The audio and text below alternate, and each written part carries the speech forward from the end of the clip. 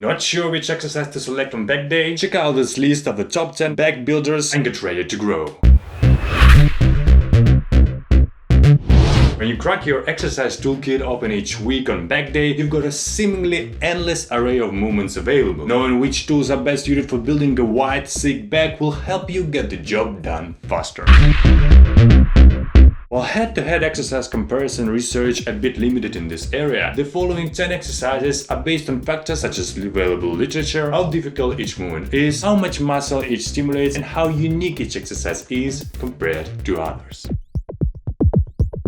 This is technically more than a back exercise. It hits the entire posterior chain from your calves to your upper traps, but it's the absolute best overall backside development. Technique is super important with deadlifts, but once you nail it, you can progress to lifting monster weights that will recruit maximum muscle, release muscle-building hormones, and help you get bigger. There are also numerous deadlift progression programs you can follow to help you reach new personal bests. Psychologists love to prescribe the deadlift when programming strength and conditioning because the exercise hammers your musculature and is one of the best choices to strengthen your bone structure. Stick with conventional deadlifts on back day. Other variations, like popular summer style, increases the activity of muscle groups other than the back.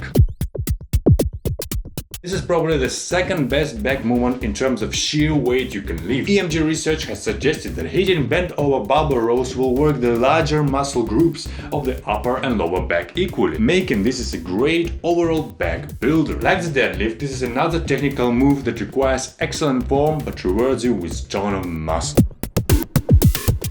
It's always a good idea to have an overhead pulling movement in your back routine, and the pull-up is one of the best. Wide grip pull-ups are excellent for putting emphasis on the upper lats. A close grip may allow for longer range of motion, but it may be possible to load the wide grip pull-up to a greater degree because of an optimized starting joint position. The biggest challenge in here for most trainers is training to failure in the right rep range for growth, which is 8 to 12. If you do pull-ups early in your workout, you might have to add a weighted belt. Of course, if you find them difficult, you can always use an assisted pull-up machine or a good spotter, or switch to the wide grip pull down, which is a solid substitute. If your shoulders are healthy, pulling behind the head is okay. Good form is extremely important here. The starting position, the scapula should be retracted. Pull your shoulder blades down and toward each other prior to initiating the pull. Standing T-bar row in comparison to chest supported version allows you to pile on much more weight, even though they typically translate into a bit of cheating through the knees and hips. So remember, these aren't squats, so keep your legs locked in a bent angles throughout. You also typically have a choice of hand position and width. A wider grip will pull more emphasis on the lats, while neutral grip will better target the middle back. Just about everyone devolves to close grip bar on rows. If this sounds like you, you'll find using a wide grip on lat bar a nice change of pace because it shifts some of the emphasis to the upper lats. Wide rows mimic some back machines, so don't do both in your workout unless you make some other kinds of changes, like grip or target rep ranges. You might even try flipping your grip and going about shoulder width apart, which better targets the lower lats and the elbows stay tightened to your sides.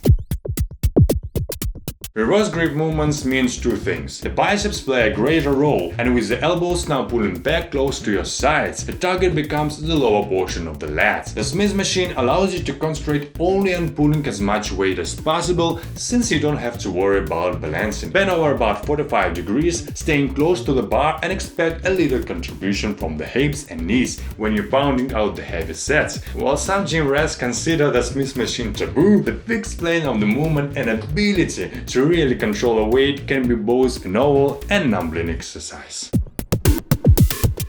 Since the list already covered the wide grip pull-up, the wide grip pull-down is too similar, so a close grip handle for the pull-down selection is on the list. EMG research suggests that use of a close neutral grip activates the lats similarly to a regular grip, so you're not missing out on any muscle fibers. As mentioned earlier with pull-ups, a closer grip does allow for a longer range of motion and increases time under tension for the lats, which is great for building muscle.